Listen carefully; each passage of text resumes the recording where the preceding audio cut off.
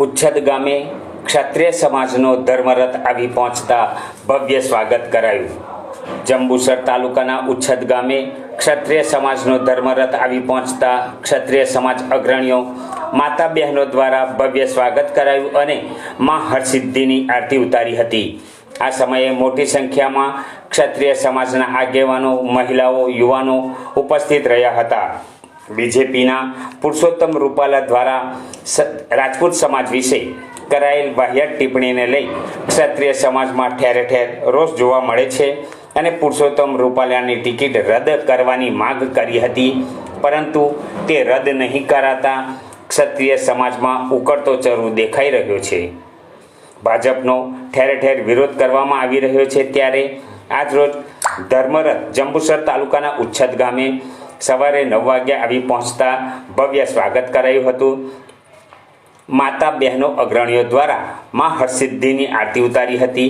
ધર્મરથ લઈ વીરપાલસિંહ અટોદરિયા સાથે પૃથ્વીરાજસિંહ પરમાર, પરિમલસિંહ રાણા, કમલસિંહ રાજ, મનોજભાઈ પરમાર, મયુરસિંહ પરમાર સહિત અગ્રણીઓ જોડાયા હતા।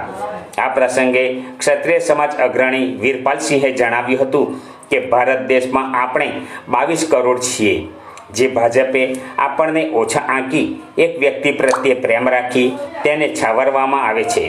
ક્ષત્રિય સમાજ તમામ સમાજનું પ્રતિનિધિત્વ કરે છે। આ આપણી અસ્મિતાનો પ્રશ્ન છે।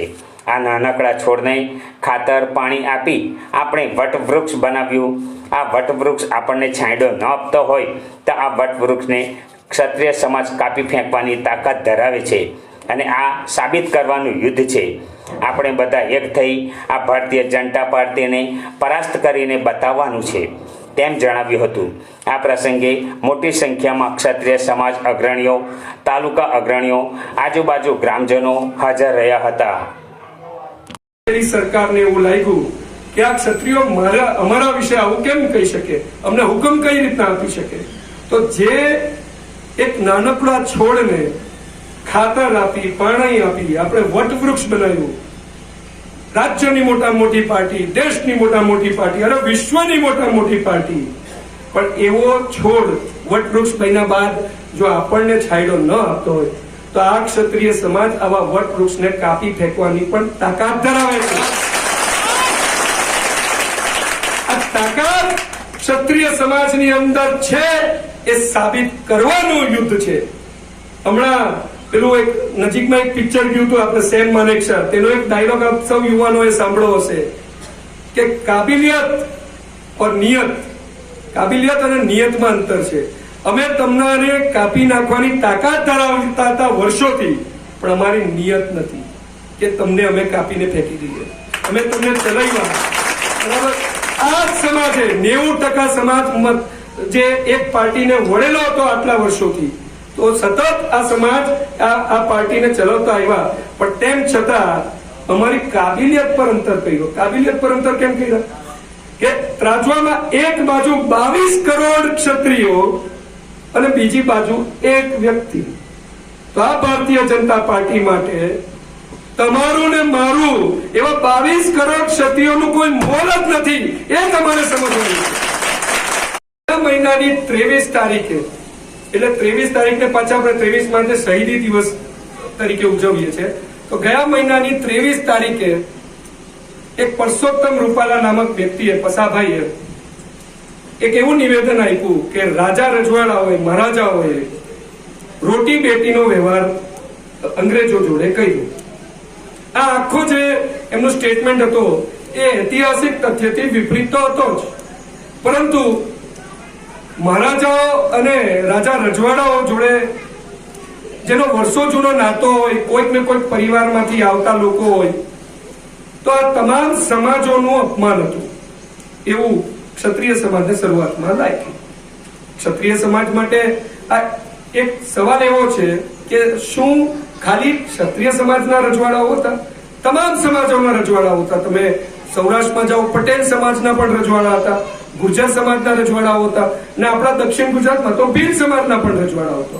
તો આ માત્ર ક્ષત્રિય સમાજ પૂરતું સીમિત લડાઈ નથી, પરંતુ ક્ષત્રિય સમાજ આ આખા યુદ્ધનું નેતૃત્વ કરે છે અને તમામ સમાજો વતી ક્ષત્રિય સમાજ આને લડવા જઈ રહ્યો છે. ત્યારે શરૂઆતમાં 23 તારીખના આ વાક્યને 28 તારીખથી સમાજ નક્કી કરે છે કે આપણે મક્કમતાથી આનો પડકાર ઝીલી અને આના સર્વપ્રથમ તો એવી માંગણી કરી કે એમને તરફથી સમાજનું એક સંમેલન બોલાવવામાં આવે અને સમાજના સંમેલનમાં તેઓ માફી માંગે. એમણે કયા પ્રકારની માફી મૂકી એ આપ સૌ સમક્ષ છે સોશિયલ મીડિયાના યુગની અંદર.